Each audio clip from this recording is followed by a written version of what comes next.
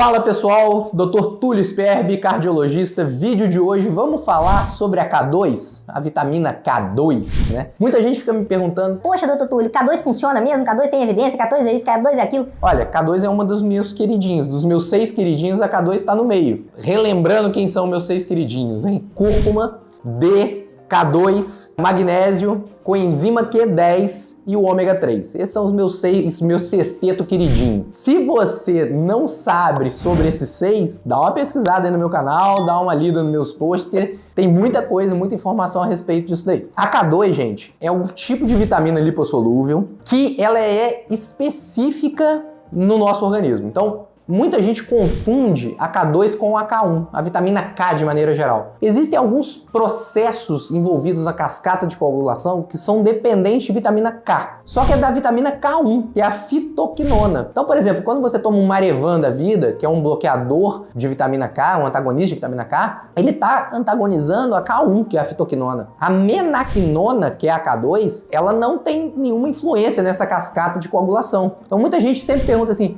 eu posso usar K2 tomando AS? Eu posso usar K2 tomando anticoagulante? Eu posso... De maneira geral, sim. Toma cuidado com a K2 e a associação dela só com um dos anticoagulantes, que é o Marevan. Se você faz uso de Marevan e for usar K2, só faça isso com um profissional de saúde, tá? Não faça por conta própria. Benefícios da K2. Por que eu vou usar K2? Por que eu tenho que suplementar K2? Vamos lá.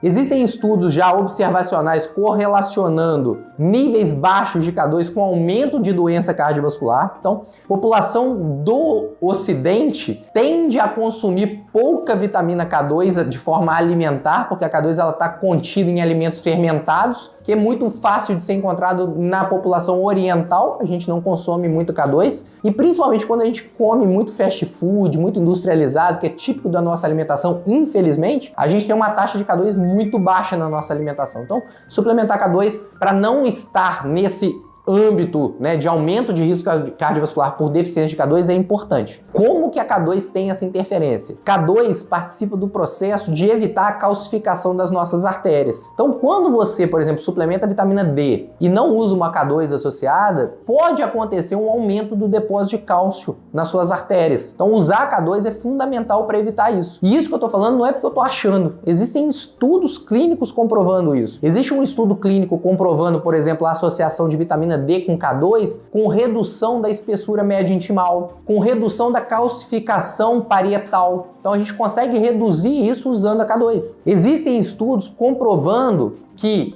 K2 consegue reduzir a calcificação na válvula aórtica. Existem estudos comprovando que K2 consegue reduzir a progressão da calcificação da aterosclerose coronariana. Fizeram estudo com Scott cálcio coronário. Se você não sabe o que é o Scott cálcio, olha meus vídeos sobre Scott cálcio, mostrando o seguinte, que os indivíduos que usavam K2 tinham uma menor progressão dessa calcificação, comprovando que o uso da K2 traz benefício sim. Tem um grande trial agora em andamento, que é o VITA-CAC Trial, né, VITA-CAC Trial, que está tentando demonstrar o benefício de impacto de desfecho duro da K2, então diminuição de infarto, de morte com o uso da K2, tá? E aí não tem nenhum estudo ainda comprovando esse desfecho duro, tá? O hard endpoint que a gente chama. De todos esses inúmeros benefícios clínicos que a K2 pode trazer pra gente, com pouquíssimo, para não dizer nenhum efeito colateral, eu não vejo o motivo das pessoas ainda não adotarem a K2 na prática clínica, de suplementar a K2 em seus pacientes, de orientar o uso da K2, porque o benefício é muito maior do que o risco. Beleza? Simples assim. Não brinque com seu coração.